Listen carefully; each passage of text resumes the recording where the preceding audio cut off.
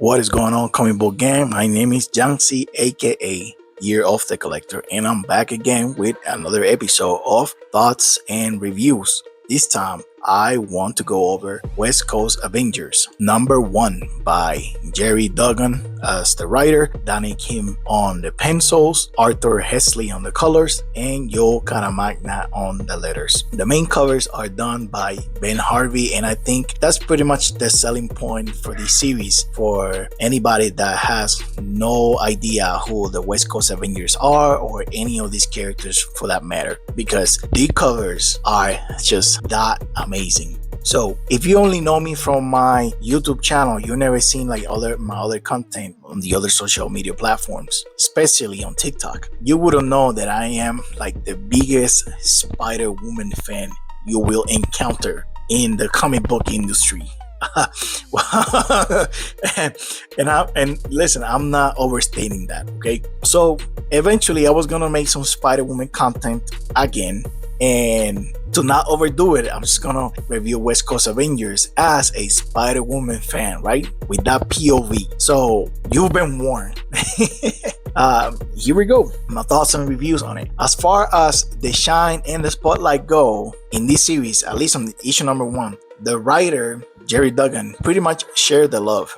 Right? The premise of this series is that War Machine had an idea to revive the West Coast Avengers to use it as a reforming tool for ex-convicts, right? That is the pitch for the solicitation of this book, right? In a nutshell, and how Rhodey and Tony pretty much justify launching or relaunching the West Coast Avengers again for anybody that wanted to know, like in the Marvel universe. The caveat to that is with Ultron being at the center of this project. Why is Ultron in need of reform? That's a great question. Ultron is a well-known villain around the world. Who would even care to give the sentient AI a chance at redemption? Tony freaking Stark, that's who. But why, you ask? Another great question. Well, that is a mystery that as of issue #1, there are no answers for. It was Tony's idea to bring Jessica on the team, and he even listens to what she has to say. And if you know Tony, that means a lot, because he can be a little bit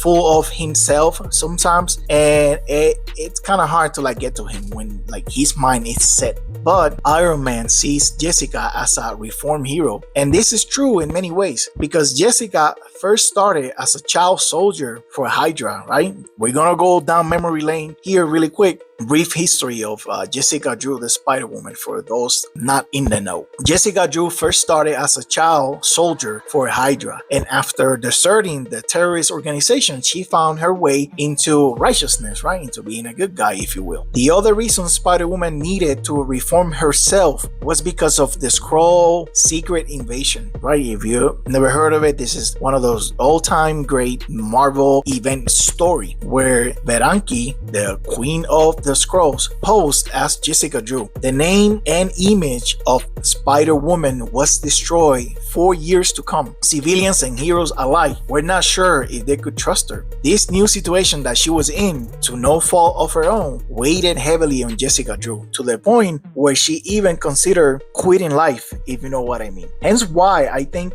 Duggan brought in Jessica to this team through the character of Tony Stark.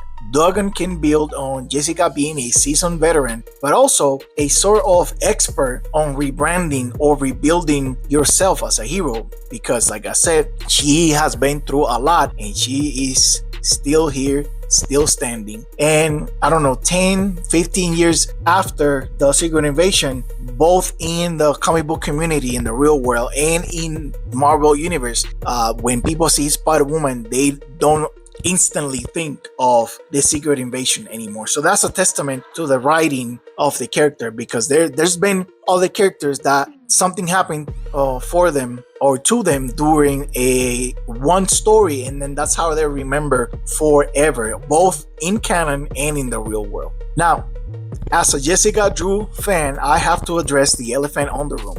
Jessica's son, Gerry Drew, was kidnapped, brainwashed, and turned into a Hydra agent during the gang war crossover on her last run. Unfortunately, Gerry was unreachable and he's been on the run ever since. Jessica hasn't forgotten about her son, nor she's given up on finding him. So Duggan sends her off to San Francisco in the middle of the very first issue, presumably to follow her child's trail, or even check on the kids she saved from Hydra. Yeah, in case you didn't know, half of the roster of the new champions were saved by Spider-Woman. For Jessica Drew fans like myself, we jump into this book to follow her in her new chapter. However, I expect her to actually be part of the team and not just stand there when they fight bad guys, or just be doing her own thing over by San Francisco while Tony and Rhodes figure out the ins and outs of the new West Coast Avengers. The big plot twist of this issue comes at the very end. When it's revealed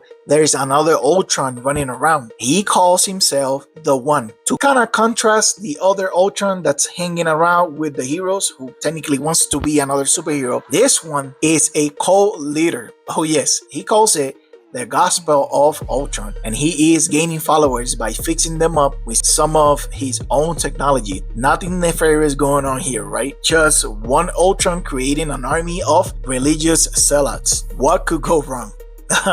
Obviously kidding. Besides my hyper-focused POV lens, I admit this was quite fun, and I do believe Duggan laid out a good foundation for a decent enough story for everyone to enjoy. Besides the inconsistency with the current state of Tony Stark, I mean, Tony at this moment in time, like November 2024 time frame, he is in 3 separate books: the Avengers, the West Coast Avengers, and his own Iron Man series. And in all 3, he's wearing 3 different armors for 3 different reasons. Besides that big inconsistency in this character specifically, everybody else is well written and pretty much well depicted, in my opinion. The one word I would use to describe the art by Danny Kim would be inconsistent.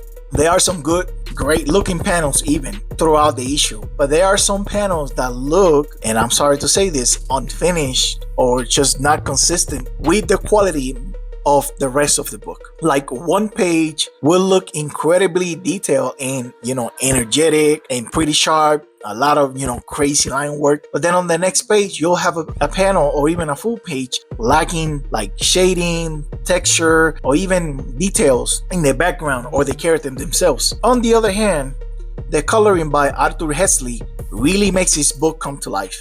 There's a lot of vibrant coloring depending on the time and the place where are happening. And, for a few details here and there, I think this is a pretty solid book in general. But those are just my thoughts on this review. Are you guys reading the West Coast Avengers? Are you a fan of any of the previous iterations of this Avengers team? As of right now, I believe there has been 5 or 6 issues out, so I thought it was a great time to start talking about this one specifically. So let me know, do you guys like this run? Don't like this run? What do you think about Ultron being a hero? Let me have it in the comment section. And with that being said, my name is Jancy. I want to thank you for watching. You have a blessed day, and remember to read more comics.